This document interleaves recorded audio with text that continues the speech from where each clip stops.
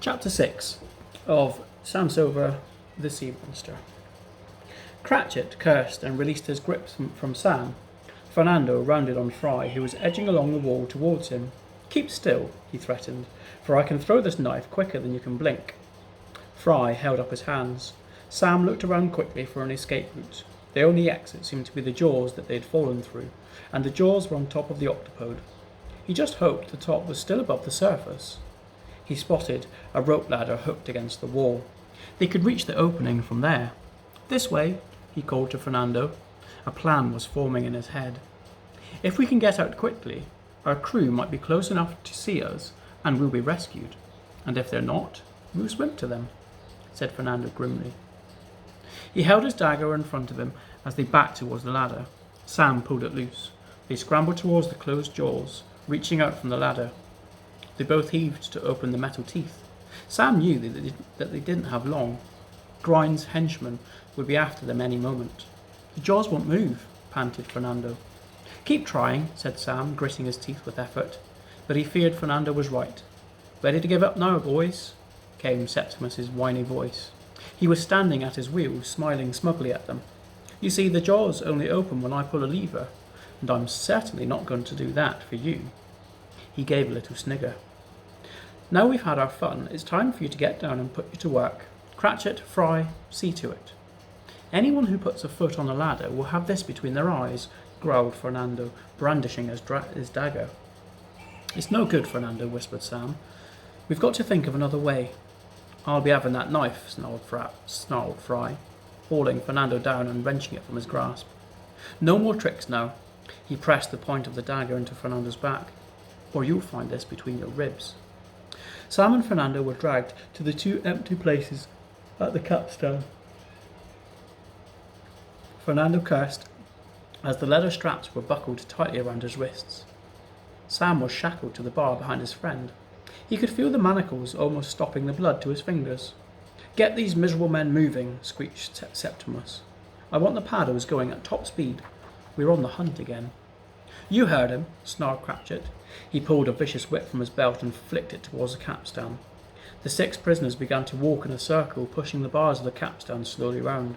Sweat poured from them as they strained in the stifling heat. Loud clanking noises rose from somewhere below the floor. Sam felt the octopode surging forwards. Cratchit and Fry stomped off to a large barrel near the back of the craft. They each took a tankard and filled them with water from a tapped barrel with the tap in the barrel's side. Sam could hear them gulping it down. They smacked their lips and raised their tankards in a mocking salute to the parched prisoners. Septimus was grasping the wheel with his bony fingers, steering round a coral reef. Then he pushed the wheel away from him, and Sam felt the octopode dive deeper into the dark ocean. "It's like the joystick on my flight simulator," he thought.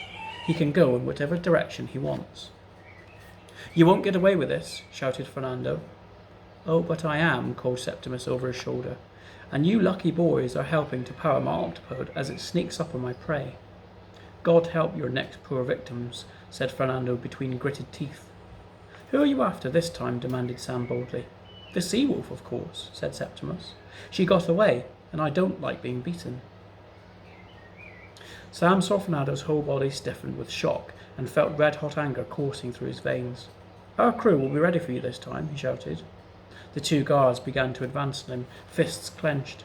"Leave him be," snapped Septimus. "If you hurt him, he can't work." Grumbling, Cratchit and Fry went back to their tankards. You're no match for Blade and his men," exclaimed Fernando. "Don't be too sure," said Septimus, rubbing his hands with glee. "I am going to sink your ship, and all hands with it. You see, I have invented a scuttling tool that will cut through your ship like a hot knife through butter." Sam gave a horrified gasp.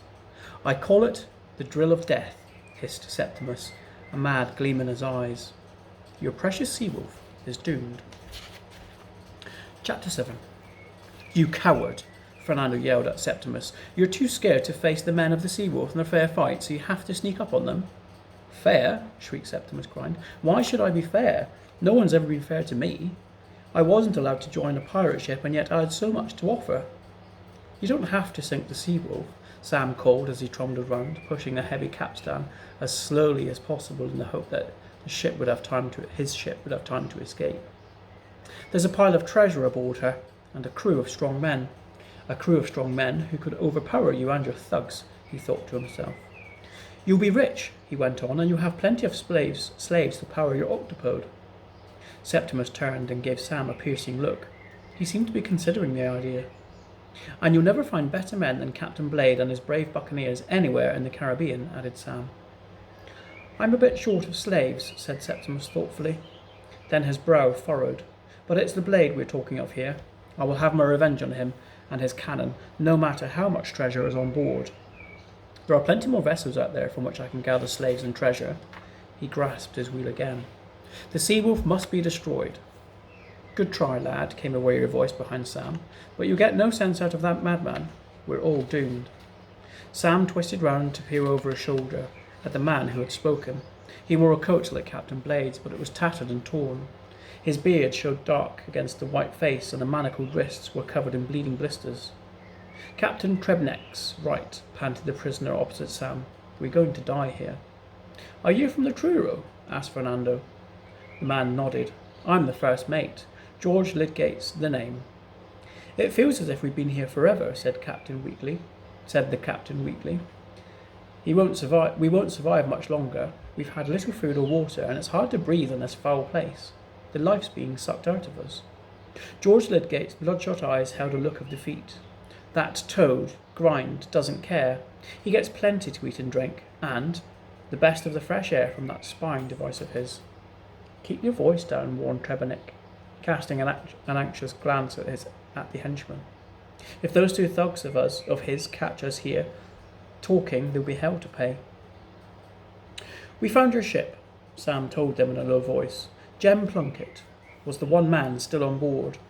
Then many of our crew have perished," said the captain sorrowfully. "For there's just the 10 of us here." "10 against that weed Grind and his henchmen," said Fernando. "Couldn't you have fought them off once you'd arrived here?" "Not in the state we were in, lad," said George. "We were plucked, half drowned from the sea in ones and twos. By the time we knew what had happened, those brutes had seized us and shackled us to this infernal machine, or thrown us in that cubbyhole of a brig."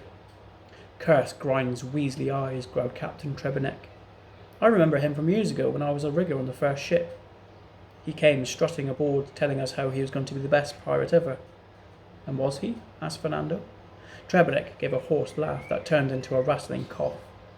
"He didn't know port from starboard," he wheezed. "He was scared of heights and he got seasick. And all before we'd left the harbour he was flung off the ship. The crew were glad to see him go. He had mad ideas then. And now he's going to destroy the Seawolf," said Sam. "We've got to stop him." He dug his heels into the floor and pulled with all of his strength, determined to stop the capstan from turning and propelling the octopode towards the ship. But Cratchit had spotted what he was doing.